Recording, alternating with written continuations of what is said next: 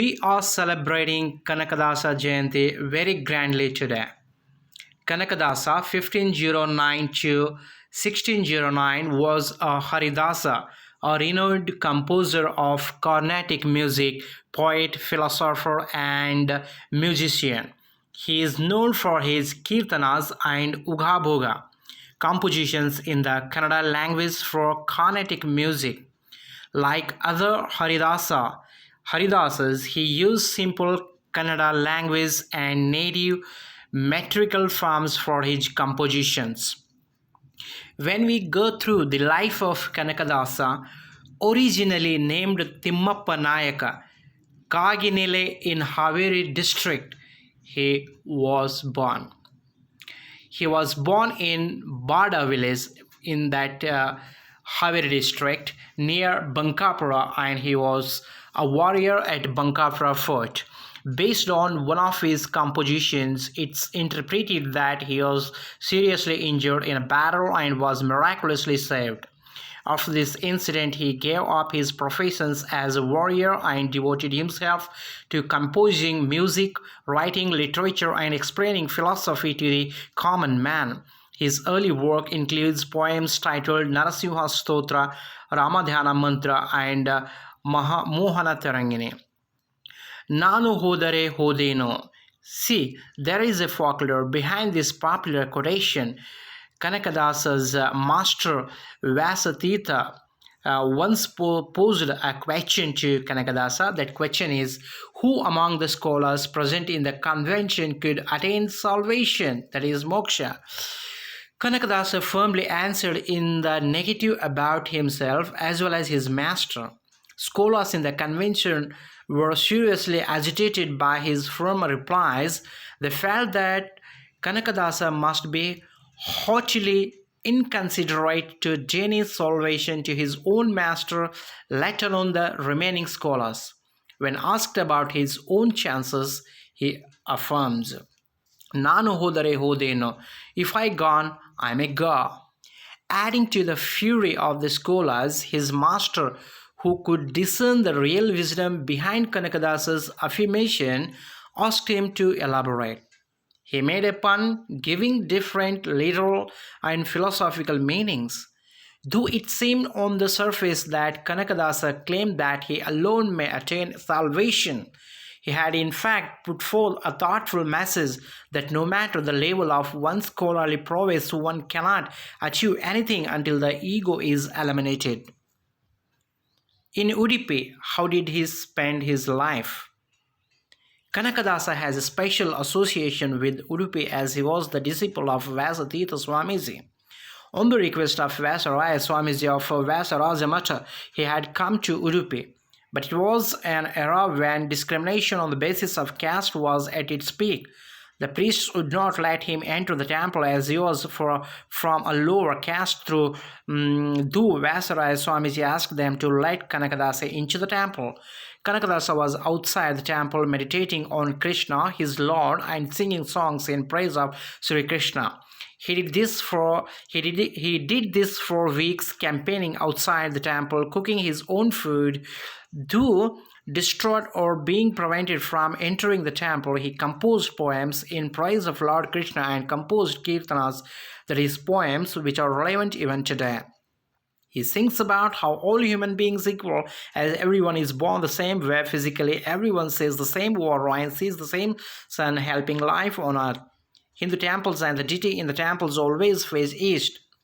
In Udupi, though Lord Krishna in deity form faces west, it is believed that something unnatural must have happened when Kanakadasa was outside the temple for days waiting to be allowed to go into the temple and see the.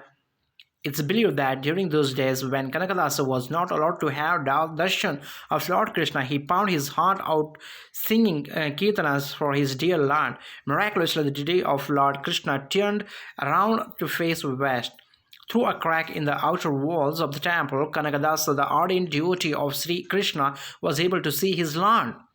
This left the Orthodox community flabbergasted. Why something like that had happened? Ever since, Sri Krishna deity has been facing west, though the main entrance is east facing. the miracle remains. Today, that window, commonly called Kanakanakindi, stands as tribute to Kanakadasa. Devotees who visit Udupi's Sri Krishna temple try to have a darshan of Lord Krishna through this small window, seeking to relive the ecstasy where Kanakadasa had when granting the divine darshan. It's a memorial to Kanakadasa and also testimony to the eclectic Hindu belief that devotion, poetry, and sainthood are above caste and creed, and certainly above rigidly maintained orthodoxy. It's said that Kanakadasa lived in a hut in this place in front of the Gopura. Later, a small shrine was built in his memory, and it came to be known as Kanakana Kindi or Kanakana Mandira. Although many saints such as Purandaradasa and Vijayadasa visited Udupi and were devotees of Lord Krishna, is Kanakadasa's association with Lord Krishna that conveys a deeper meaning. Kanakadasa had written many writings which are focused on caste system, caste differentiation, social stratification. His writing started showing his innovatives in using the day-to-day activities of the common man. For example, Ramadhyana Charita is a poetic expression of conflicts between rich and poor classes, where he uses Ramadhyana ragi, staple food of poor and high in nutrients, and rice, main food of rich but not as rich in nutrients, to synonymously represent poor and rich. He joined Haridasa movement and became a follower of Vyasaraja, who named him as Kanakadasa. His poems and Kriti deal with many aspects of life and expose the futility of external rituals. They stress the need for the cultivation of moral values in life. His compositions addressed social issues in addition to the devotional aspect. Kanakadasa was very aggressive and straightforward in criticizing evils of society such as superiority claims using caste system. His poems Kulavendu Hodedardiri ask humans not to segregate themselves from one another because every human is both born the same way. Everyone eats the same food and drinks the same water, hence none is superior or inferior to one another. So that is why we have to remember the great contributions of our Kanakadasa to the society, because he had fought against that is social discrimination that has been we are observing nowadays. So we have to respect the contributions of our Kanakadasa Jayanti and Kanakadasa, and we have to celebrate every year on this auspicious day. We have to give positive message to our society.